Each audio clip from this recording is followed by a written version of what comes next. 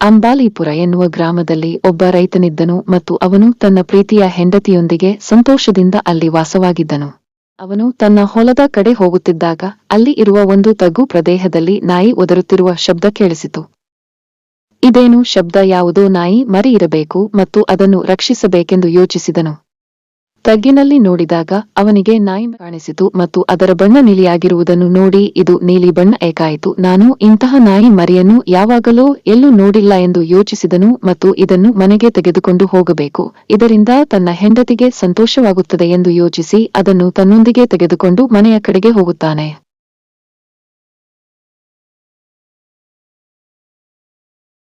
ಹೇ ಹೀರಾಬಾಯಿ, ಬೇಗ ಹೊರಗೆ ಬಾ, ನೋಡು ನಿನಗಾಗಿ ಏನು ತಂದಿದ್ದೇನೆ. ಆಗ ಅವನ ಹೆಂಡತಿ ಹೊರಗೆ ಬರುತ್ತಾಳೆ ಮತ್ತು ಹಾಯ್ ದೇವರೇ, ಇದು ನೀಲಿ ಬಣ್ಣದ್ದು ಎಷ್ಟು ಸುಂದರವಾಗಿದೆ, ಎಲ್ಲಿಂದ ತಂದಿರಿ? ಇದನ್ನು ನನ್ನ ಬಳಿ ಇಟ್ಟುಕೊಳ್ಳಬಹುದೇ? ನನಗೆ ಚಿಕ್ಕಂದಿನಿಂದಲೂ ನಾಯಿಮರಿ ಎಂದರೆ ತುಂಬಾ ಇಷ್ಟ.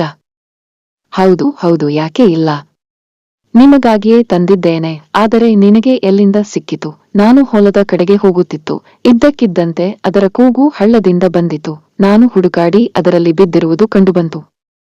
ಹಸಿದಿರಬೇಕು, ಹಾಗಾಗಿ ಏನಾದರೂ ತಿನ್ನಲು ಕೊಡು. ಅವನು ಅಲ್ಲಿಂದ ಹೊರಡುತ್ತಾನೆ. ಆಗ ಹೀರಾಬಾಯಿ ಚೆನ್ನಾಗಿ ನೋಡಿಕೊಳ್ಳುತ್ತಾಳೆ. ಆ ದಿನ ಆ ನಾಯಿ ಮರಿಯನ್ನು ಆಡಿಸುತ್ತಾ ದಿನ ಕಳೆಯುತ್ತಾಳೆ. ಹೀರಾಬಾಯಿಗೆ ಅಂದು ತುಂಬಾ ಖುಷಿಯಾಗಿತ್ತು. ಆ ನಾಯಿಯ ಸಂಪೂರ್ಣ ಹಳ್ಳಿಯ ಆಕರ್ಷಣೆಯ ಕೇಂದ್ರಬಿಂದುವಾಗಿದ್ದ.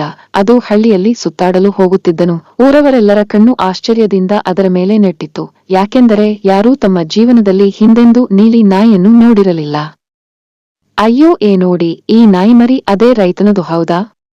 ಮೊದಲು ಯಾವಾಗಲಾದರೂ ಇಂಥ ನೀಲಿ ಬಣ್ಣದ ನಾಯಿ ನೋಡಿದ್ದೀಯಾ? ಇಲ್ಲ, ನಾನು ಮೊದಲ ಬಾರಿಗೆ ಇಂತಹದನ್ನು ನೋಡಿದ್ದೇನೆ. ಆದರೆ ಈ ರೈತನಿಂದ ಇದನ್ನು ಖರೀದಿಸುವುದು ಹೇಗೆ ಸಾಧ್ಯ? ಇದು ವಿಶಿಷ್ಟವಾಗಿದೆ.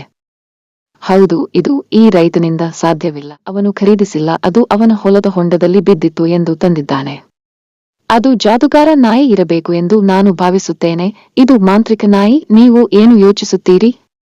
ಅದರ ಬೆಲೆ ಏನು ಗೊತ್ತಾ ಸಹೋದರ? ಇದು ಹೊಸ ವಿಷಯ. ಇದು ಬಹಳ ಬೆಲೆ ಬಾಳುತ್ತದೆ. ಅದಕ್ಕಾಗಿ ನಾವು ಇಂದು ರಾತ್ರಿ ಇದನ್ನು ಕದ್ದು ಮಾರೋಣ, ಬಹಳ ಹಣವನ್ನು ಪಡೆಯುತ್ತೇವೆ. ಸಹೋದರ, ಪ್ರತಿಯೊಂದು ವಿಶಿಷ್ಟ ವಸ್ತುವಿನ ಮೇಲೆ ನಮಗೆ ಮಾತ್ರ ಹಕ್ಕಿದೆ. ತಡರಾತ್ರಿ ಆ ಸಹೋದರಿಬ್ಬರು ರೈತನ ಮನೆಗೆ ಬಂದು ನಾಯಿ ಮರಿಗೆ ತಿನ್ನಲು ಬಿಸ್ಕತ್ತು ಹಾಕಿ ಅದನ್ನು ಚೀಲದಲ್ಲಿ ಹಾಕಿಕೊಂಡು ಅಲ್ಲಿಂದ ಪರಾರಿಯಾಗಿ ಓಡುತ್ತಾ ತಮ್ಮ ಮನೆಗೆ ಬರುತ್ತಾರೆ. ನಂತರದ ನಾವು ನಾಳೆ ಸಂತೆಯಲ್ಲಿ ಇದನ್ನು ಮಾರೋಣ ಎಂದು ಯೋಚಿಸುತ್ತಾರೆ. ಆಗಲಿ ಸಹೋದರ, ನಮ್ಮ ಒಂದು ಕೆಲಸ ಪೂರ್ಣಗೊಂಡಿದೆ. ಹೋಗಿ ಅದನ್ನು ಯಾರಿಗಾದರೂ ಮಾರಾಟ ಮಾಡೋಣ. ಮಾರನೇ ದಿನ ಆ ಇಬ್ಬರು ಸಹೋದರರು ನೀಲಿನಾಯಿ ಮರಿಯನ್ನು ತೆಗೆದುಕೊಂಡು ಮಾರುಕಟ್ಟೆಗೆ ಹೋಗುತ್ತಾರೆ. ಹಾಗೆ ಸಾಗುವಾಗ ಕಾಡಿನ ಮಧ್ಯದಲ್ಲಿ ಒಬ್ಬ ವ್ಯಾಪಾರಿಯನ್ನು ಭೇಟಿಯಾಗುತ್ತಾರೆ. ಆಗ ವ್ಯಾಪಾರಿ, ನಿಲ್ಲಿ, ಈ ಚೀಲದಲ್ಲಿ ಏನಿದೆ ಎನ್ನುತ್ತಾನೆ. ಆಗ ಕಳ್ಳ ಹೇಳುತ್ತಾನೆ, ಸಹೋದರ, ಇದರಲ್ಲಿ ಮಾಂತ್ರಿಕ ನಾಯಿ ಮರಿ ಇದೆ. ಇಡೀ ಪ್ರಪಂಚದಲ್ಲೇ ಒಂದೇ ಇರುವುದು. ಇದೆಂತ ವಿಚಿತ್ರ, ನನಗೆ ಅದನ್ನು ತೋರಿಸಿರಿ. ನಿಮಗೆ ಬೇಕೆಂದರೆ ಹೇಳಿ, ಇದಕ್ಕೆ 1000 ವರಹಗಳು ಬೆಲೆ ಇದೆ. ಅದಕ್ಕೆ ವ್ಯಾಪಾರಿ ಸರಿ ಕೊಡುತ್ತೇನೆ. ತಗೊಳ್ಳಿ, ಈಗ ಇದು ನನ್ನದು. ಈ ಕಡೆಗೆ ಆ ರೈತ ಮತ್ತು ಹೀರಾಬಾಯಿ ನಾಯಿಮರಿ ಕಾಣದೆ ಬಹಳ ಚಿಂತೆಗೆ ಒಳಗಾಗುತ್ತಾರೆ. ನನ್ನ ನಾಯಿಮರಿಯನ್ನು ಮನೆಗೆ ತರದಿದ್ದರೆ ನಾನು ಊಟ ಕೂಡ ಮಾಡುವುದಿಲ್ಲ, ಅದನ್ನು ಹುಡುಕಿ ತನ್ನಿ ಎಂದು ಹೀರಾಬಾಯಿ ಅಳಲಾರಂಭಿಸಿದಳು. ರೈತ, ಆಯಿತು ಆಯಿತು, ಅಳಬೇಡ, ನಾನು ಹುಡುಕುತ್ತೇನೆ ಎಂದು ಹೇಳಿ ಊರಲ್ಲಿರುವ ಎಲ್ಲರನ್ನೂ ವಿಚಾರಿಸುವಾಗ ಕಳ್ಳ ಸಹೋದರರು ನೀಲಿನಾಯಿ ಮರಿಯನ್ನು ಚೀಲದಲ್ಲಿ ತೆಗೆದುಕೊಂಡು ಹೋದ ಸುದ್ದಿ ತಿಳಿದು ರೈತ ಅವರ ಮನೆಗೆ ಹೋಗಿ, ಗೊರಗೆ ಬನ್ನಿ, ನನಗೆ ತಿಳಿದಿದೆ, ನೀವೇ ನನ್ನ ನಾಯಿ ಮರಿ ಕದ್ದಿದ್ದು. ಆಗ ಆ ಕಳ್ಳ ಸಹೋದರರು ಅಂಜುತ್ತಾರೆ. ಇವನಿಗೆ ಗೊತ್ತಾಗಿದೆ, ಏನು ಮಾಡುವುದು ಎಂದು ಯೋಚಿಸುತ್ತಾ ಬಂದು, ನಮ್ಮದು ತಪ್ಪಾಯಿತು, ನಾವು ನೀಲಿ ನಾಯಿ ಮರಿಯನ್ನು 1000 ವರಹಗಳಿಗೆ ಮಾರಿದ್ದೇವೆ ಮತ್ತು ಆ ವ್ಯಾಪಾರಿ ಎಲ್ಲಿಯವರು ನಮಗೆ ಗೊತ್ತಿಲ್ಲ, ಅದಕ್ಕಾಗಿ ಈ ವರಹಗಳನ್ನು ತೆಗೆದುಕೊಂಡು ನಮ್ಮನ್ನು ಕ್ಷಮಿಸಿಬಿಡಿ ಎನ್ನುತ್ತಾರೆ. ಆದರೆ ರೈತ ಕೋಪದಿಂದ, ಅದೆಲ್ಲ ಆಗುವುದಿಲ್ಲ, ನಿಮಗೆ ನಾಳೆಯ ತನ ಟೈಮ್ ಕೊಡುತ್ತೇನೆ, ಹುಡುಕಿ ತನ್ನಿ, ಎಲ್ಲವೆಂದರೆ ಪಂಚಾಯಿತಿ ಕರೆಯುತ್ತೇನೆ ಎಂದು ಹೇಳಿದಾಗ ಕಳ್ಳ ಸಹೋದರರು ಆಗಲಿ ಎನ್ನುತ್ತಾರೆ. ಹೀಗೆ ಅವರಿಬ್ಬರೂ ಆ ವ್ಯಾಪಾರಿ ಮತ್ತು ನಾಯಿಯನ್ನು ಹುಡುಕುವಾಗ ಮುಂದೆ ಒಂದು ನಾಯಿ ಕುನ್ನಿ ಕಾಣುತ್ತದೆ. ಆಗ ಒಬ್ಬ ಕಳ್ಳ, ನೋಡು ಸಹೋದರ, ಅಲ್ಲಿ ನಾಯಿ ಕುನ್ನಿ ಅಂದಾಗ ಇನ್ನೊಬ್ಬ ಸಹೋದರ, ನಿನಗೆ ಕಣ್ಣು ಕಾಣುತ್ತಿಲ್ಲವೇ, ಅದು ನೀಲಿ ಬಣ್ಣದ್ದು ಇಲ್ಲ ಎಂದಾಗ, ಹೌದು, ಆದರೆ ಬಣ್ಣ ಬಳಿದರೆ ಅದೇ ತರಹ ಆಗುತ್ತಲ್ಲವೇ ಎಂದಾಗ ಇಬ್ಬರೂ ಒಪ್ಪಿ ಅದನ್ನು ಮನೆಗೆ ತಂದು ಅದಕ್ಕೆ ನೀಲಿ ಬಣ್ಣ ಬಳಿದಾಗ ಅದು ಅದೇ ತರಹ ಕಾಣಲು ಪ್ರಾರಂಭಿಸುತ್ತದೆ. ಆಗ ಅವರು ಅದನ್ನು ರೈತನ ಮನೆಗೆ ತಂದು ಕೊಡುತ್ತಾರೆ.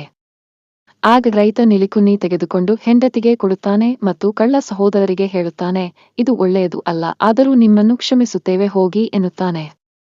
ರೈತನ ಹೆಂಡತಿ ಹೀರಾಬಾಯಿ ಖುಷಿಯಿಂದ ಅದಕ್ಕೆ ಸ್ನಾನ ಮಾಡಿಸಲು ಹೋದಾಗ ಅದರ ಬಣ್ಣವೆಲ್ಲ ಹೋಗುತ್ತದೆ ಮತ್ತು ಆ ನಾಯಿಮರಿ ಅವಳ ಕೈಕಚ್ಚಿ ಓಡಿ ಹೋಗುತ್ತದೆ. ಇದರಿಂದ ಕೋಪಗೊಂಡ ರೈತ ಆ ಕಳ್ಳ ಸಹೋದರರ ಮನೆಗೆ ಬಂದು ಸಿಟ್ಟಿನಿಂದ ಹೊರಗೆ ಬನ್ನಿ, ನಿಮ್ಮನ್ನು ಕಂಬಿ ಎನಿಸುವಂತೆ ಮಾಡುತ್ತೇನೆ, ಬಿಡುವುದಿಲ್ಲ ಎನ್ನುತ್ತಾನೆ. ಆಗ ಸಹೋದರರು ಹೆದರಿಕೊಂಡು ಹೊರಗೆ ಬಂದು ನಾವು ಎಷ್ಟು ಹುಡುಕಿದರೂ ಆ ವ್ಯಾಪಾರಿ ಸಿಗುತ್ತಿಲ್ಲ, ಈ 1000 ವಾರಹಗಳನ್ನು ತೆಗೆದುಕೊಳ್ಳಿ, ಇಲ್ಲವೆಂದರೆ ನಾವು ಜೈಲಿಗೆ ಹೋಗಲು ಸಿದ್ಧ ಎಂದಾಗ ರೈತ ವಾರಹಗಳನ್ನು ತೆಗೆದುಕೊಂಡು ಬಂದು ತನ್ನ ಹೆಂಡತಿಗೆ ಕೊಟ್ಟು ವಿಚಾರ ತಿಳಿಸಿದಾಗ ಹೀರಾಬಾಯಿಗೆ ಬಹಳ ಬೇಜಾರಾಗುತ್ತದೆ ಮತ್ತು ಆಕೆ ಹೇಳುತ್ತಾಳೆ, ನಾವು ಈ ದುಡ್ಡಿನಿಂದ ಅಡುಗೆ ಮಾಡಿ ಹಸಿದವರಿಗೆ ಊಟ ಹಾಕೋಣ, ಅದರ ಪುಣ್ಯಫಲದಿಂದ ನಮ್ಮ ನೀಲಿನಾಯಿ ಬರಬಹುದು ಎಂದು. ಹಸಿದವರಿಗೆ ಊಟ ಹಾಕುವಾಗ ನೀಲಿ ನಾಯಿ ಒದರುವುದು ಕೇಳಿಸುತ್ತದೆ ಮತ್ತು ಅದನ್ನು ನೋಡಿ ಇಬ್ಬರಿಗೂ ಸಂತೋಷವಾಗುತ್ತದೆ. ಆಗ ರೈತ ಹೇಳುತ್ತಾನೆ, ಹಸಿದವರಿಗೆ ಊಟ ಹಾಕುವುದು ಮಹಾಪುಣ್ಯ ಅಂತ ಹಿರಿಯರು ಹೇಳಿದ್ದು ನಿಜ. ಈ ಕತೆ ನಿಮಗೆ ಇಷ್ಟವಾಗಿದ್ದರೆ ಪ್ಲೀಸ್ ಲೈಕ್